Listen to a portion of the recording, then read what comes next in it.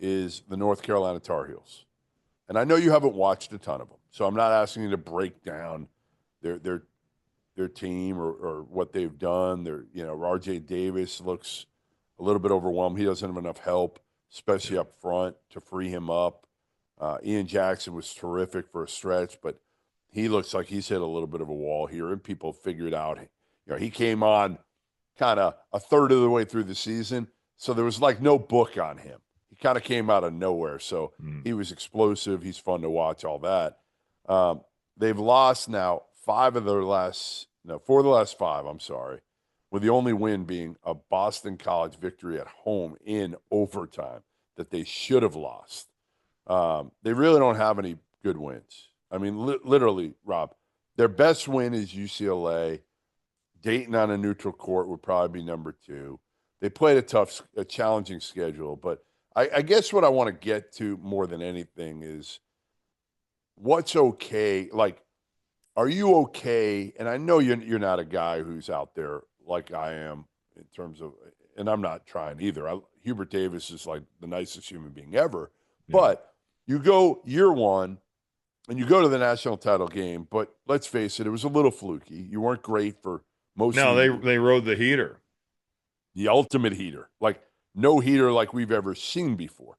They flipped that thing in a month. They went from being on the bubble to going to the national title game. Year 2 was highly disappointing for Hubert, right?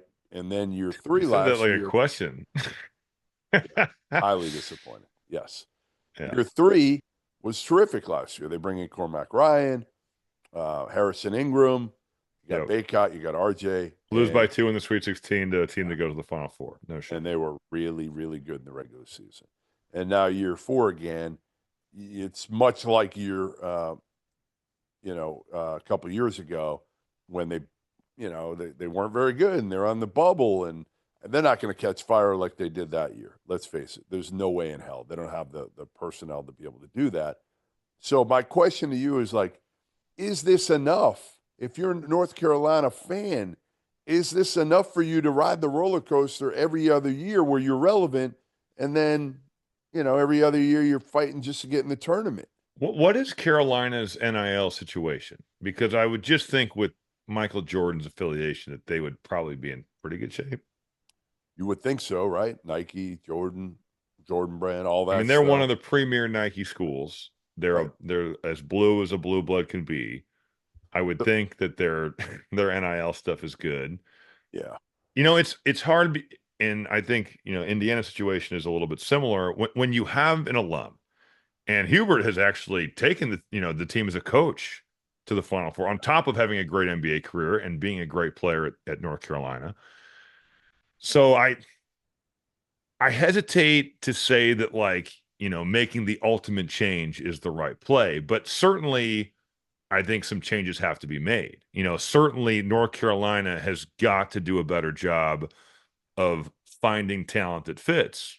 And I think you could honestly say the same about Indiana. It needs to do that as well.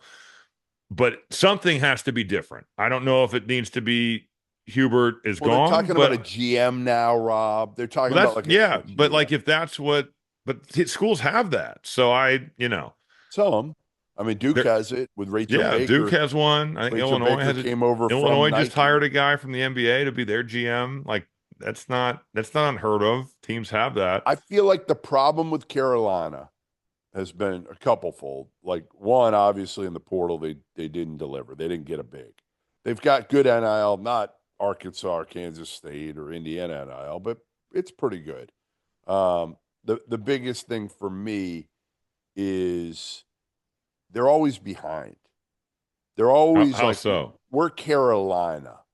We're going to do it our way until it's like, okay, you know what? It's not working. We've got to adapt.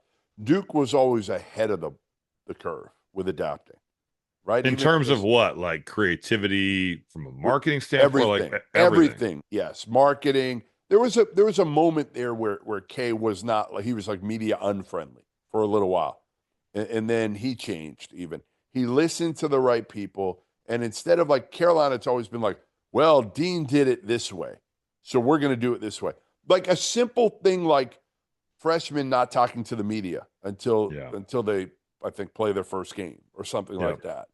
And it's like, why? Like Dean didn't let assistant coaches talk to the media. So I know from a media perspective, there's obviously other things too within how they did things, but like they were late on sometimes offering kids.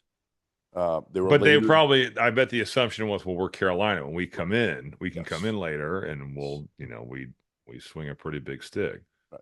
Now you have a staff that, let's face it, you have Jeff Lebo, didn't do a whole hell of a lot last I checked at Auburn or Eastern Carolina. Sean May, who's young, green. You got one older dude who's been through the recruiting wars, and that's Brad Sean Frederick. May, that young? Sean May's like 40. That old? All right, he's young in Yeah, coaching. he played the national title game in No, 2004 or but he's 3 young in coaching, is what I'm saying. or Like he doesn't 05, have a lot I of guess. experience in coaching. So you got one guy that's recruited at a high level, and that's Brad Frederick. I just and I just don't know. Like again, I look at Shire and Duke and what they've done, and they go outside the family now for an assistant coach. Like Jay Lucas. Yeah, like Carolina is just so hell bent on this is the way we do things, and they're just too late to the party here and trying to adapt and keep up. And again, I think part of it was they thought they didn't want to overpay for big men. I get it. Like Cliff Amore, like that's a Yeah. lot of money what Alabama paid, and I don't think he's really delivered completely. But put Cliff Amore But right you need a now. center, you need a Put him on center. Carolina, Rob, Maybe. and this is a different ball game right now. We're not talking about Yeah. them being a fringe tournament team. We're talking about Carolina probably being a 5 seed. Think about if I told you 10 years ago that, let's just say that, hey, there's transfers that can be eligible immediately. Like, you have to understand that.